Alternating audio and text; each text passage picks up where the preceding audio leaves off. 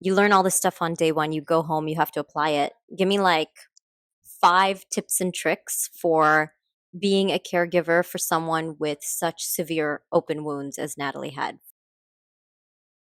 Topical steroid withdrawal is impacting lives in so many terrible ways. People are desperate for help, desperate for support outside of time being the only healer. They're seeking help from cold atmospheric plasma treatment. You can hear their stories here. I'm here with Matthew and Natalie. Natalie is the TSW CAP patient, and Matthew, who I call Mr. Dimples endearingly because he's very handsome. Oh, No, thanks. but honestly, like I'm doing this patient spotlight series, and I think it's super important to also hear from the caretakers and caregivers of the patients because my mom was with me for the first 2 months that I was here for CAP, and I hope to be able to interview her eventually. But I want to hear from Matthew today. But, Matthew, I just want to launch by saying or asking you, like, how do you feel today? Natalie is how many treatments in? 22, 23. 22, Yeah. 23. How do you feel today? It's been a journey. I mean, life itself is a journey on its own. But this is an extra hurdle um, that we just get to go through together and grow through together.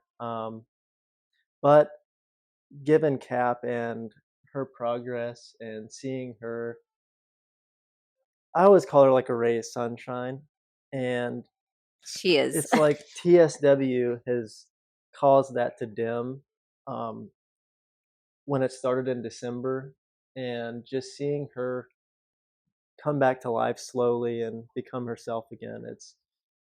It's been a real blessing for sure, you and it makes me very happy. Makes me very happy. I have loved watching you guys. I've Mm. I've been here, what, today was my 15th treatment, and I've watched you guys since the day I got here because Mm. Natalie was one of the first patients I met. In fact, she gave me the biggest hug on Oh, the day that yep. I walked in when I burst into tears Gosh. and saw someone that looked like me or Mm. patients that looked like me. And Mm. so I have a real affinity and soft spot for her. But we've seen her and you both, I've seen you both since the beginning, but I want to hear from you. You got married during Mhm. TSW. That's a Yeah. whole other component to this. But like, how did you feel when the symptoms started to present back in the day? Oh my gosh. Mm. Like I said, it's heartbreaking to see because you see someone who's like the ray of sunshine in any room that she walks into. Like she just lights up the room for everyone, especially my room, my world. And seeing TSW and the symptoms that go with that, they just suck. Like, and seeing her go through that, being at one of the lowest points that I've I've seen her, it's hard to watch. And it's, as a caretaker, someone who loves being there for her, it's hard because at the same time, there's not much you can really do. It's not like you can, say, hey, here's a magic pill, or some magic technique that I can do to like make it all go away or even help. So I was confined to just making her as comfortable as I could going through what she was going through, whether that was turning the heater up, or shaking out sheets for her, or if her hands were really bad, helping her eat. um, but she was still going through so much pain and just so much, I would say, almost depression. So just being there for her was really all I could do. But that's it. Like there was nothing that I could do to really help anything go away. And the uncertainty that, you know, you don't know how long it's going to Mm. last. You don't know, it could be months, it could be years. And the uncertainty of how long that she's going to have to suffer through something like this, it's just that much more weighing on you. And it made me fall, weirdly enough, like more in love with her. Like, but at the same time, it's like my heart broke because there's nothing I can do. Like, Mm. it's, it makes you feel helpless, and it sucks. But Well, I mean, I think all of those emotions resonate with probably all the caregivers that are watching or even, seeing a family member or child or Mm. like just, anybody in their life going through this. And so like my hat off to you both Mhm. for supporting each other through this. I wanted to ask you, so you guys decided together you're going to come here. CAP is going to happen. You've decided to come to Bangkok. You get here, you go for treatment one. What kind of condition is she in at that point? And what was the consultation like? What did you learn when you were at the CAP clinic that day? And what did it all make you feel? oh my gosh. Okay, so to rewind, before about a week, so we found out about CAP therapy about, well, she found out about it actually, about 2 weeks before we actually got here. You So guys pulled the trigger that we fast. pulled the trigger that fast, and but there was a lot of research that went into it beforehand because going through something like this, I'm sure you and anyone else who has gone through TSW, you're looking for any sort of Any relief, answer. any answer. And so when there's a glimmer of hope, you dig and you search and you really try to figure it out. And that's what we did with cat therapy. So we watched a ton of videos, did research on what CAP was, found out that it's actually treatment options for more than just TSW, like Mhm. severe burn victims. It's been used in cancer treatments and such. So it's like a proven treatment, but um, the difference with TSW, there are certain differences in the way the treatment works, but it gave us a lot of hope Mm. upon finding out about it. And I use the analogy of like someone who's gone through a really traumatic experience, say like falling off of a cliff and, say shattering their hips, their adrenaline kicks in and Mm. they don't feel any of that suffering or feel any of that pain until the ambulance or some sort of help Yeah, arrives yeah. and then presents itself. And then all of a sudden your body relaxes, it gets comfortable, and then you start to feel all the emotional pain and the physical pain of, something so traumatic. Um, and so in a similar way, I that's kind of what happened with you, with Nat.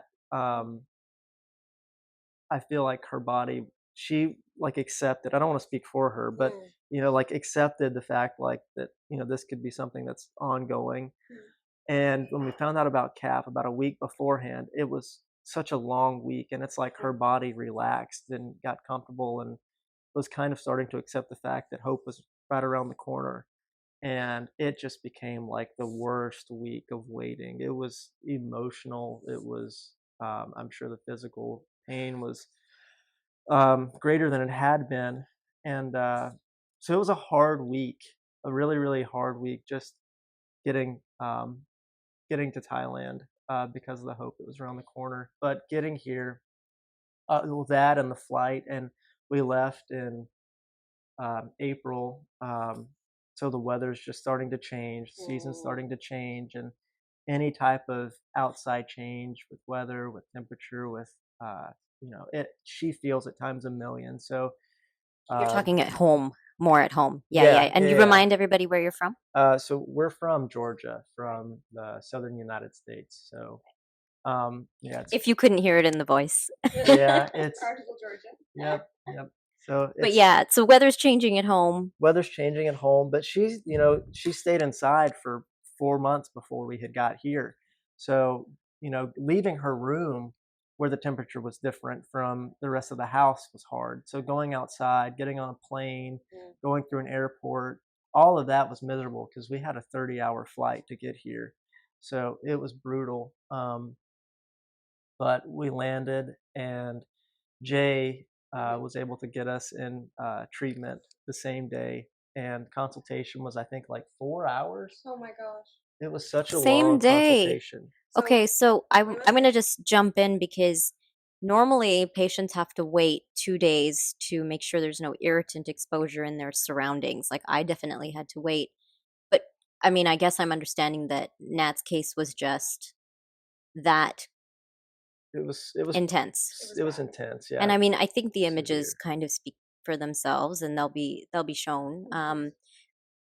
So tell us about what you learned about Natalie's case at that first consultation Oh my and treatment gosh, day. it's it's kind of overwhelming. Like, there's so much information, so much knowledge that Jay has, and Mm, it's such an unrecognized condition. Like, just to hear him talk about mm, and mention TSW, like actually Mhm. call it by its name, um, and then be so knowledgeable in depth about it, how the skin works, how TSW affects you, what are the triggers, what are the catalysts to healing. There's so much knowledge that he has, and it gave us both a lot of hope. Like, in a way, it was the start of taking control of the situation and Natalie getting control of her life again, because flares, and from my understanding, again, I don't want to speak for her, but there's they seemed beforehand to just be something that was like random. You didn't know what was We the keep issue. hearing anniversary flare. Somebody's having an anniversary flare. I mean,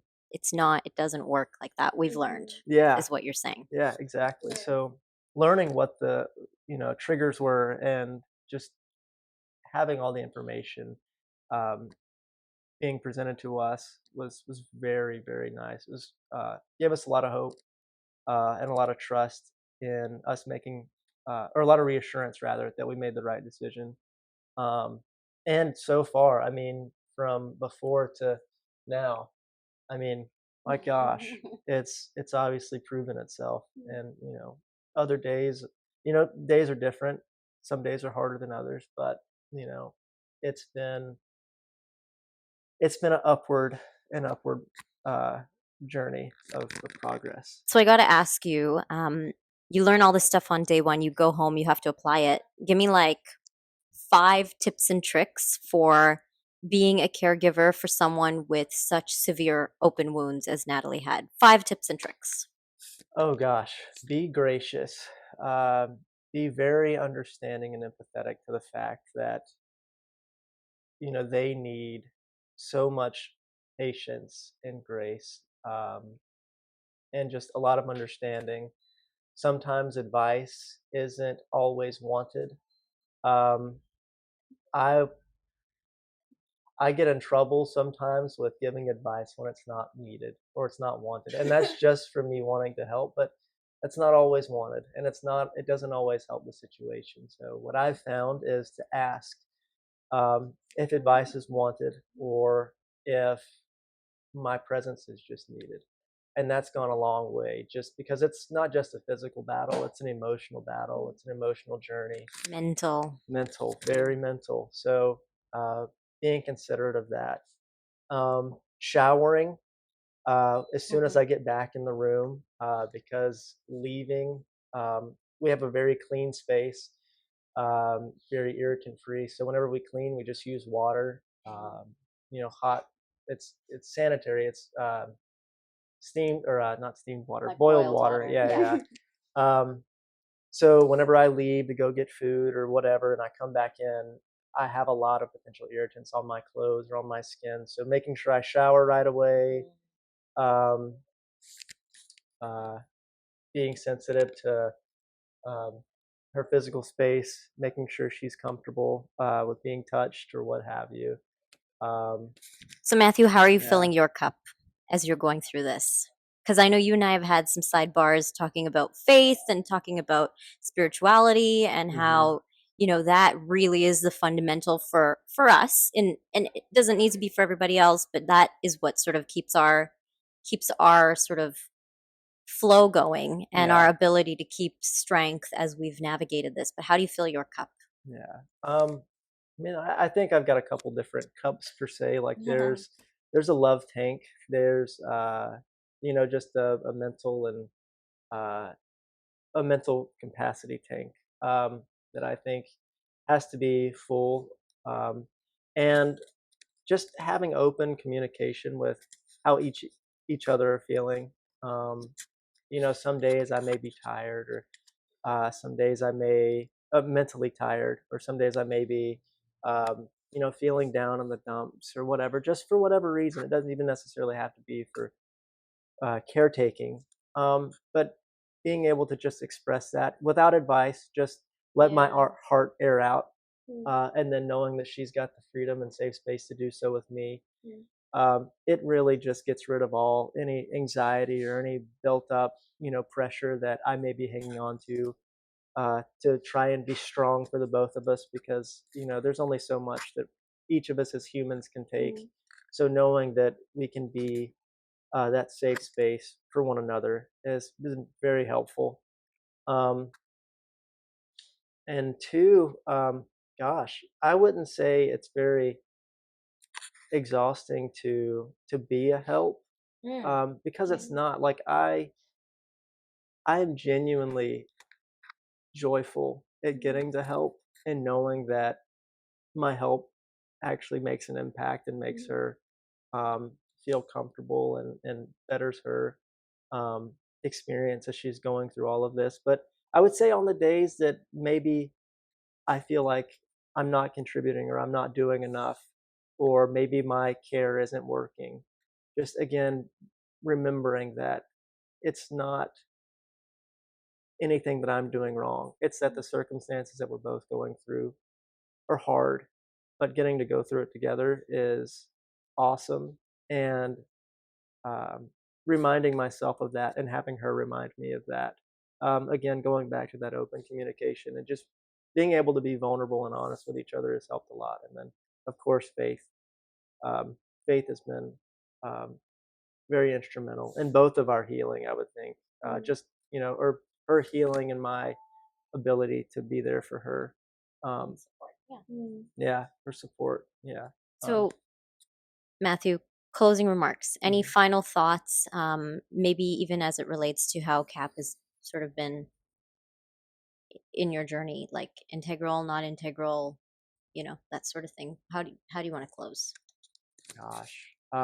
First, I just want to say I am so thankful for the community here Mm. of people who understand one another, Mm. um, who are there for one another, who hold no expectation Mm. other than just healing and comfort for one another. That's been so awesome to see. And I'm just thankful to Jay, Mm. who, out of the kindness of his heart, has been so open to just helping us as friends. I mean, we feel like more than just patients Yes, here, That's true. and it's been so encouraging. And the CAP treatment has been so integral, I think, in Nat's journey, what has become our journey. And I think it's definitely made an awesome adventure Mm. that has been both a blessing and will be a memory for sure that Mm. we can look back on. And um, it's given us a lot of answers Mm. to something that we didn't know what we were battling. We didn't know what we were up against, and this has given us back control. Mm. So yeah, Thank I'm you. very thankful for it, and thank you. Thank you. Nat, I haven't given you a chance to say anything. Do you want to say anything in this interview at all? No, I'd be happy to talk to myself in mine, but Okay, we'll we'll leave do this that. one for We'll now. do that. Okay. Okay, well, thanks everything. If thanks for like doing this with me and taking the time. Really appreciate it. I think Absolutely, your words are going to resonate with a lot of people who are supporting um those at home or Mm. even that might be considering CAP. Mm. absolutely. Thanks, Thank you. Matthew. Thanks, Nat. To watch this full interview, access the YouTube link in my bio.